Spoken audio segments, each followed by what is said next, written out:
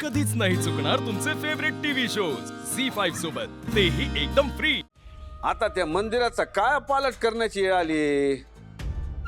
तुम्ही असं करा, तुम्ही नवरात्रीच्या कार्यक्रमांच्या आयोजनाचं बघा, बाकी आमच्यावर सोडा।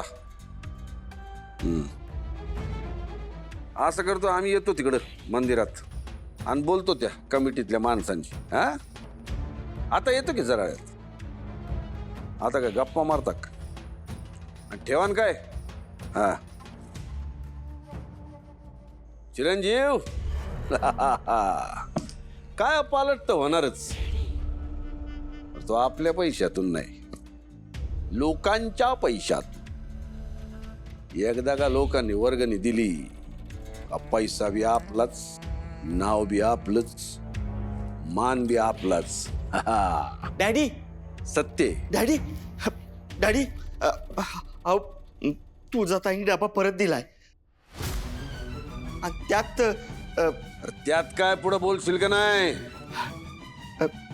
तुम्ही लग्नात दिलेले सगळे दागिने परत दिलेत।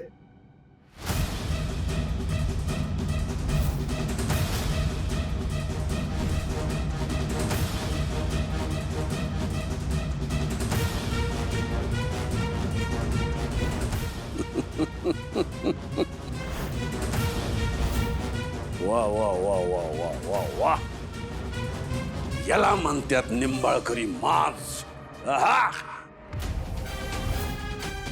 आमच्या पोरीत बी तो उतरणारच, विसरलोच होतो आम्ही। बरं झालंय दागिने परत आले। बघितलं का चिरंजीव, लग्नाचा खर्च वसूल। आता हे दागिने तुमच्या बायकोचे। बायको नीट सांभाळून ठेवा, आता आम्ही तिच्या वस्तू जाळायला सांगितल्या म्हणून दागिने बी जाळून टाकाल तुमचा काही नेम नाही। तिच्या वस्तू झाल्या जाळून, आता तिच्या संसाराची राख रांगोळी करायची।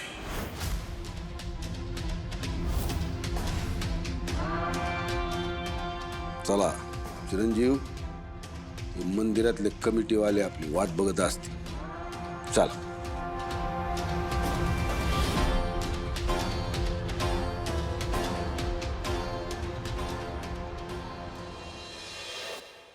वहिनी झाली का तयारी?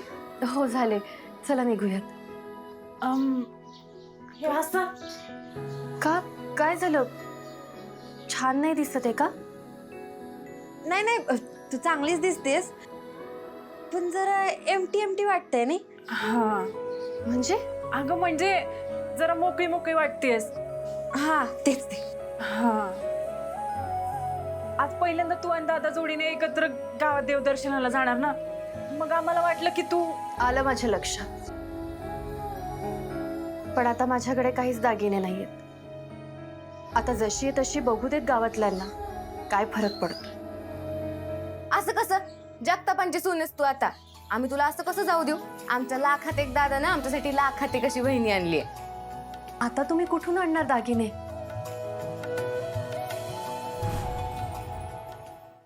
झी5 ॲप डाउनलोड करा आणि पहा सर्व एपिसोड्स एकदम फ्री।